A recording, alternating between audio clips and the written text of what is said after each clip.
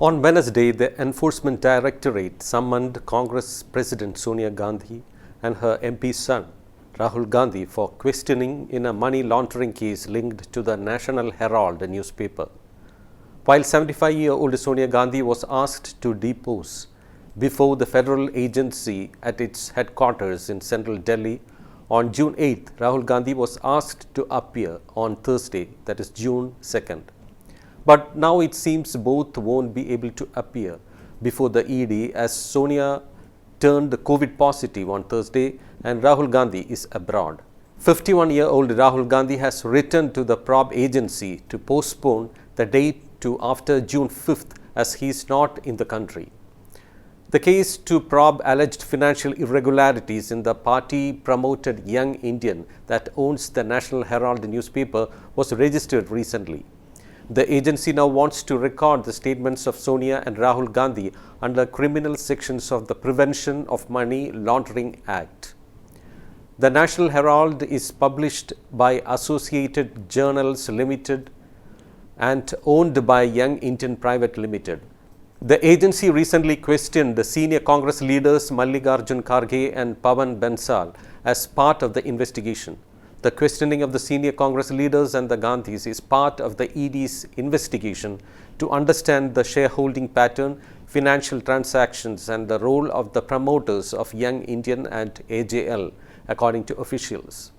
The agency registered a fresh case under the criminal provisions of the PMLA after a trial court in New Delhi took cognizance of an income tax department probe against Young Indian Private Limited on the basis of a private criminal complaint filed by BJP MP Subramanian Swamy in 2013.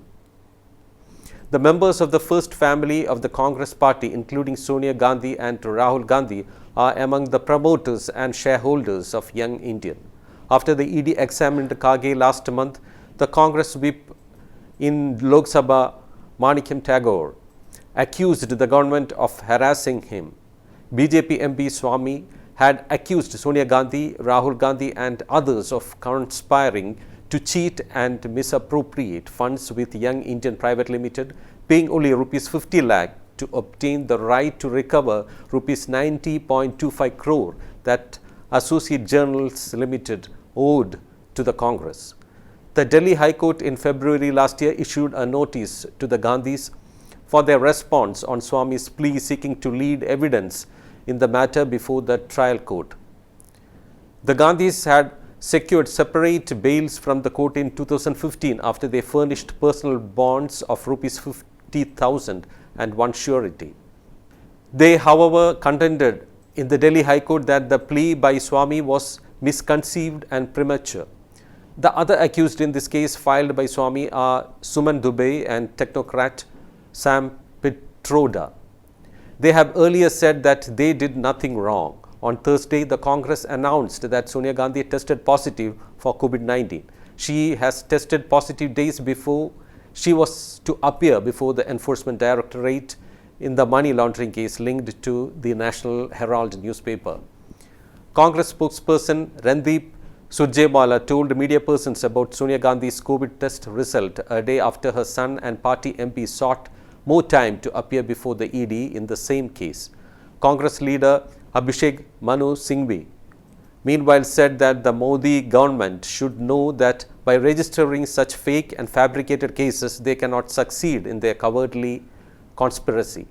Rejecting the allegations, the Congress has termed the case as political vendetta by the ruling BJP. Meanwhile, reacting to the ED summons to the Gandhis, BJP chief JP Nadda said there are documents to prove the case. Have you ever seen a criminal say, "I am criminal"? They will of course deny it. Documents are proof. If charge sheet is filed, you should approach court to get it quashed, but they sought bail. It means they are guilty, Nadda said.